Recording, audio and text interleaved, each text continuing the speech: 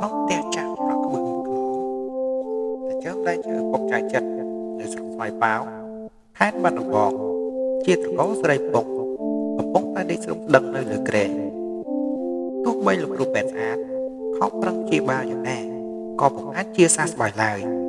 មុននឹងស្លាប់ទៅគាត់បានប្រែផ្ដាំចៅចិត្តនៅគាថាមួយបទថា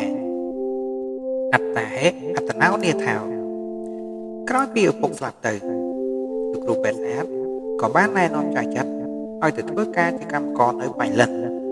នៅផ្ទះលោករតនសម្បត្តិដែលជាឪពុកមីរបស់លោកបានសម្បត្តិពីគ្រូពេទ្យស្អាតហើយចៅចិត្តក៏ធ្វើដំណើរទៅបៃលិនហើយក៏បានលោករតនសម្បត្តិទទួលឲ្យនៅធ្វើជាកម្មករត្បូងតាំងពីពេលនោះមកចៅចិត្តកាត់ខំធ្វើការជាកម្មករជីត្បូងអត់មានខ្ជិលច្រអូសឬទម្រុនឡើយជាហេតុបណ្ដាលឲ្យលោករតនសម្បត្តិពេញចិត្តយ៉ាងខ្លាំងចំណែកពួកកម្មករដទៃទៀតក៏មានការពេញចិត្តស្រឡាញ់រាប់អានចៅចិត្តគ្រប់គ្នាយប់មួយចៅចិត្តច្រៀងបទយុវាពិរមនៅក្នុងខ្ទមរបស់ខ្លួនសំឡេងចម្រៀងធ្វើឲ្យគុណនារីដែលបានចុះមកកំសាន្តក្នុងសួនឬទ្រាំពីរោះមិនបានក៏បណ្ដាលឲ្យចូលទៅក្នុងលំនៅដ៏តូចរបស់ចៅចិត្តគុណនារីនឹកចៅចិត្តសន្ទនាគ្នាជាពាក្យផ្ដោះដងផ្សេងហើយគេក៏ចេញទៅទីវាលសួតច្បារសំណេះសំណាលរាក់ទាក់ទៅតាមមនោគតិរបស់គេរៀងខ្លួន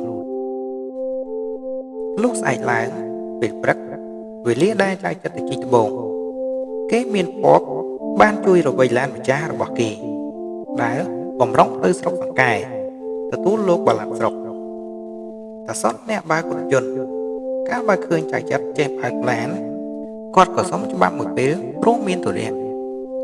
លោករតនសម្បត្តិក៏ព្រមឲ្យចៅចិត្តជំនួសតាសុនក្នុងការស្នាក់ជួនដំណើរจากវាយស្រុកទៅដល់ស្រុកសង្កែក្នុងការស្នាក់ជួនដំណើរจากវាយទៅដល់ស្រុកសង្កែចៅចិត្តបានកាន់កន្ត្រកដើរតាមក្រោយគុណនារីទៅផ្សារទិញអីវ៉ាន់គ្រប់ហើយគុណនារីនិងចៅចិត្តក៏ត្រឡប់មកទទួលលោករតនសម្បត្តិនិងលោកបាឡាត់ទៅស្រុកបៃលិនវិញតែអកុសលមកដល់ពាក់កណ្ដាលផ្លូវឡានក៏ខូចបណ្ដាលឲ្យមានការតសន្ទៃខ្លះរវាងចៅចិត្តនិងលោកបាឡាត់ព្រោះម្នាក់សុទ្ធតែប្រច័ណ្ឌទៅលើសម្រស់គុណនារីក្នុងការស្នាក់នៅកណ្ដាលព្រៃចៅចិត្តនិងចៅហ្វាយក្រមុំនេះនិយាយបដោះដងគ្នារហូតយល់ចិត្តយល់ថ្លើមគ្នាខ្លះបំពេញនោះស្រាប់តែមានចៅមួយក្រុមចេញមកប្លន់ចៅចិត្តបានតតាំងប្រយុទ្ធជាមួយចៅដោយអង្គអាចបណ្ដាលឲ្យពួកចៅត្រូវរបួសជាច្រើនអ្នកចំណែកឯចៅចិត្តក៏ត្រូវគ្រាប់សន្លប់បាត់ស្មារតីក្រោយការរងរបួស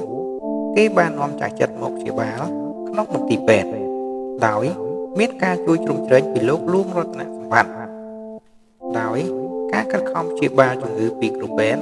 និងការយកចិត្តទុកដាក់ថែទាំយ៉ាងដិតដល់ពីគុណនារីចៅចិត្តក៏បានជាសះស្បើយវិញចាប់តាំងពីថ្ងៃនោះមក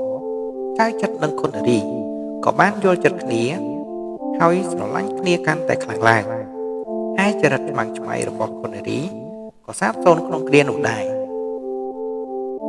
ដោយសារគុណសម្បត្តិដ៏ថ្លៃថ្លារបស់ចៅចិត្ត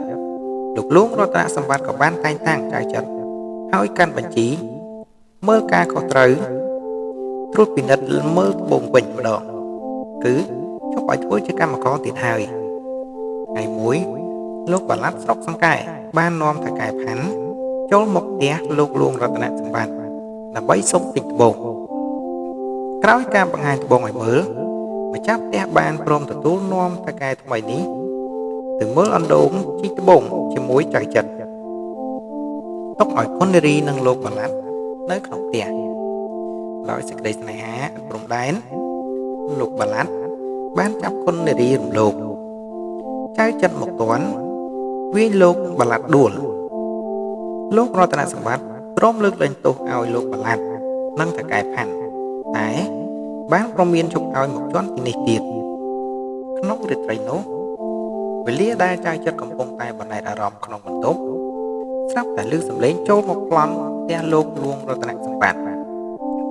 ក្រុមកម្មកតស៊ូនៅខាងក្រៅឯចៅចិត្រឡើងទៅលើផ្ទះប្រទះមេចៅគឺតាកែផាន់ហើយបានប្រយុទ្ធគ្នាយ៉ាងយូរទើបអាចសម្លាប់ចៅនោះបានចំណែកលោកបលាត់ស្រុកកំពុងតែស្រវាចាប់យកគុណនារីក៏ត្រូវចៅចិត្រសម្លាប់បានដែរគុណសម្បត្តិដ៏ច្រើនរបស់ចៅចិត្រ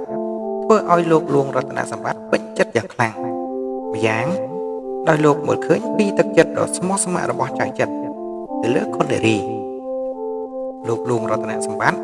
ក៏រៀបចំសំគុំចៅចិត្រនិងគុណនារីជាស្វាមីភរិយាព្រមទាំងចែកទ្រព្យសម្បត្តិឲ្យអ្នកទាំងពីររស់នៅយ៉ាងសុខសាន្តគូជីវិតថ្មីនេះសប្បាយចិត្តរីករាយក្រៃលែងហើយគេរស់នៅជាមួយគ្នាដោយសុខសេមសាន្តកើតកូនកើតចៅតរៀងទៅ